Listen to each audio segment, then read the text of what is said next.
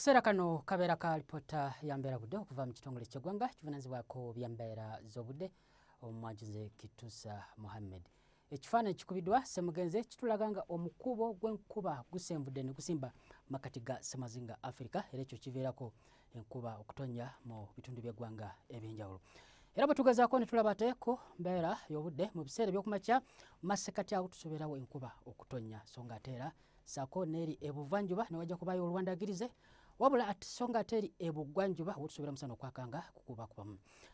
Ebukiikakkono nawo omusana gujja kukubakubamu kujjako ebitundu nga Tororo Lira tusuubirayo olwandagirize so ng'ate era n'olweggulo era tusuubira enkuba okutonnya ebitundu mu masekkati ebugumu okuba ku diguli 25 okutuuka ku 26 so ng'ate era n'ebuvanjuba nawe enkuba ejja kwengera okutonnya ebugumu okuba ku diguli 24 okutuuka ku 26 so ng'ate era ebugwanjuba nawo enkuba ejja kutonnya kabuno okubatuka kw'eggulu ebugumu okuba ku diguli 22 okutuuka ku 25 so ng'ate era eri nayo ebukiikakkono enkuba ejja kutonnya ebugumu okuba ku diguli 24 okutuukaawo ku 25.